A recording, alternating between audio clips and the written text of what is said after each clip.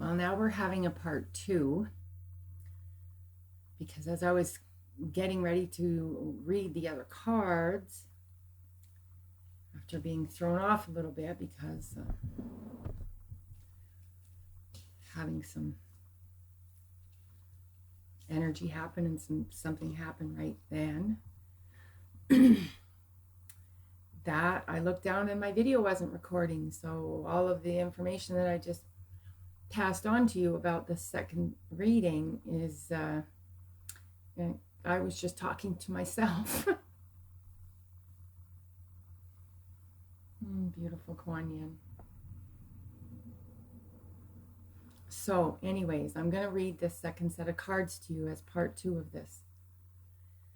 Because what I had asked was, are we staying in the energetic story? If I pull the cards again, what will come up? Are we still in alignment with everything that's showing up through the kind of that final gateway day, which I describe as, it's like going to the kingdom with the big giant tall gates, and I've said this in another video, and then the gates just slowly open and open and open, and they're big and they're heavy and they're, they take a lot to open, and lots of people have to either, be pulling on them to, for example, they have to pull the strings to pull them, and they need all these people doing all of this. This is all of us participating in the work until the gateways finally open completely, which then allows everyone to pass through to the kingdom.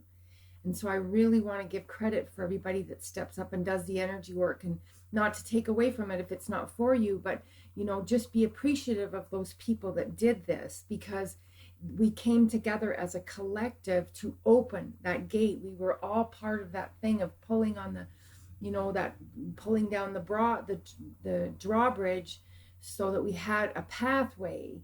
And the gates opened, and that's the gateway, and that's what we did.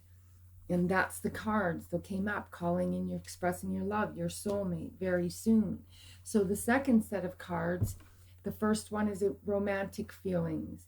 Your feelings are real and worth exploring. So part of that is about not letting anyone tell you that they're not real. Friends have a kind of a way of not understanding at all what this is about, and we often can't talk to them. And the second card that came up is let your friends help you. So that would be defined in talking to somebody that actually you feel can understand your story, or that you trust in, or coming to somebody that works in the fields, does coaching or whatever. There's many of us out there.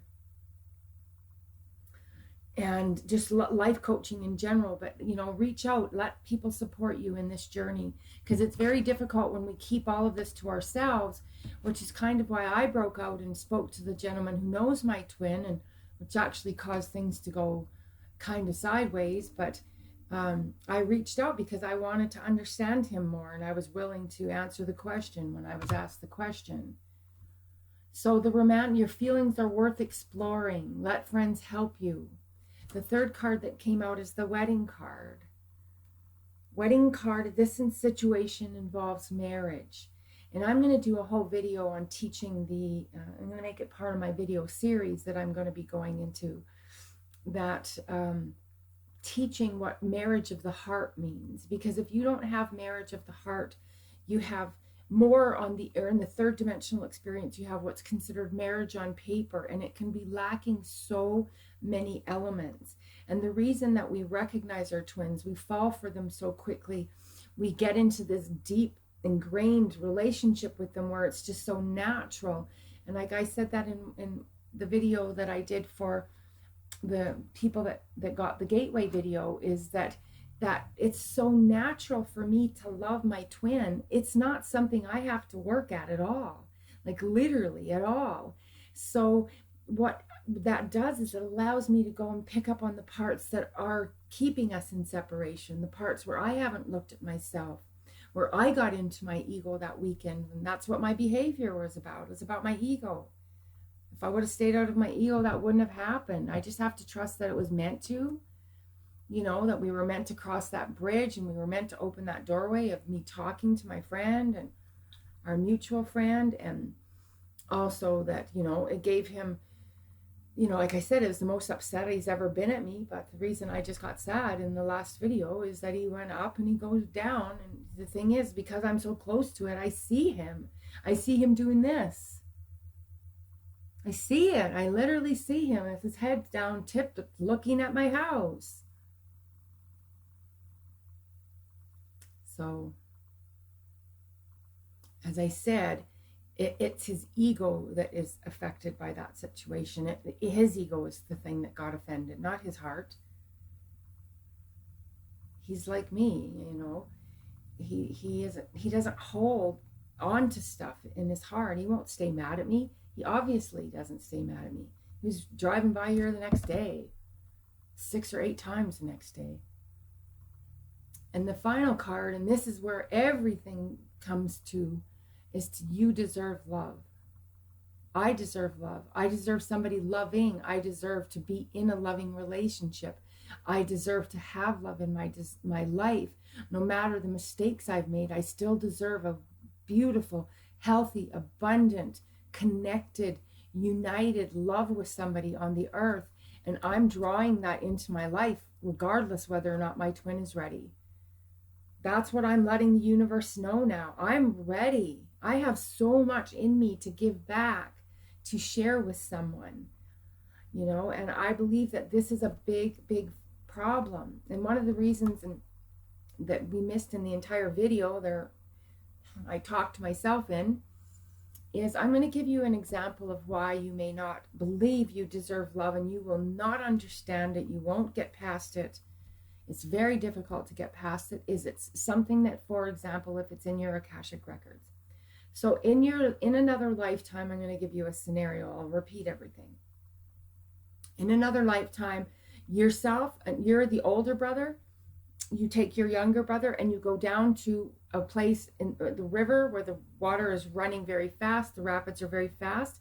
And you've been told time and time and time and time again by your parents, don't go down to the river alone. Don't take your little brother to the river. You don't listen because you're a child, and that's what kids do. In that lifetime, you go to the river with your little brother. He slips, he falls into the river, the rapid running river. Gone. He's out into the rapids. You cannot get to him. You cannot get out there. You try to get out there. You try to run down the road, you know, see if you're going to catch him. He's going down. Your brother drowns. This is a horrible story, but it's in somebody's Akashic records, I guarantee you. So then you have to come back to your family and you have to say, he fell into the river. I can't reach him. I couldn't reach him. Everybody goes looking. They eventually find the child. The parents find their son drowned, caught up in some weeds or something, for example. What happens is immediately that child, the older one, the responsible one, the one that was told not to take your brother to the river, becomes blamed and shamed for everything going forward in that family that is going to be completely based on trauma, devastation, pain, loss, grief. How dare you? How could you have done that? You knew better. You don't deserve to be happy. You don't deserve to be loved. You don't deserve, you don't deserve, you don't deserve. Maybe he's 14 when this happens and he lives till he's 70 years old and he takes on the program, you don't deserve love. You leave that lifetime with this program so entrenched in your records, entrenched in your story, that you come back. Part of your story is to come to a place that you rise above that curse, you rise above that pain, and that you come into this lifetime and you come into union with love, and because you know you deserve it. But if you don't know why you don't deserve it, if you don't understand what happened to me where I'm 40 years old and I've been struggling with this my entire lifetime. I hear that all the time from people that come to work with me. I'm 40, I'm 30, I'm 55, I'm 65 years old, and I'm still unable to allow somebody fully into my heart, because every time they get there, I sabotage the relationship because I don't believe I deserve love. until you go get that stuff and get that information and you clear it.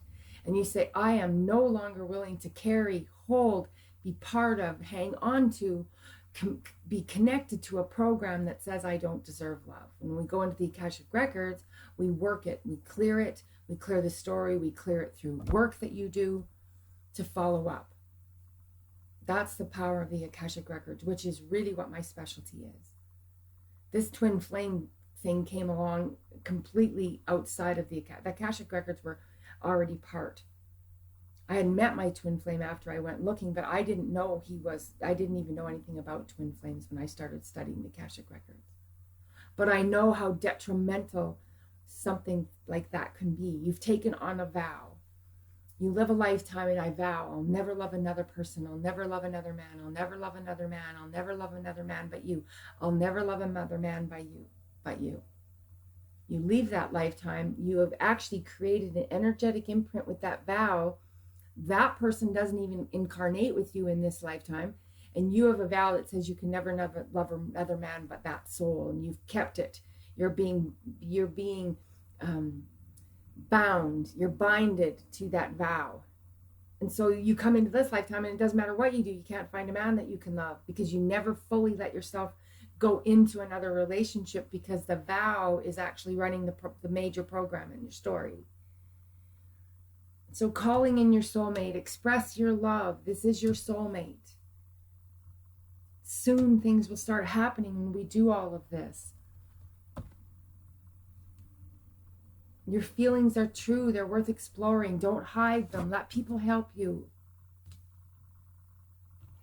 Some of this will come to marriage. There are marriages taking place and twin unions taking place that are coming to marriage. Weddings of the heart.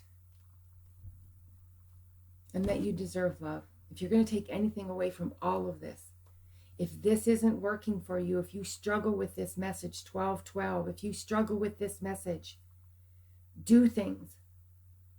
Reach out and get help. Help somebody cut for you can come to this place.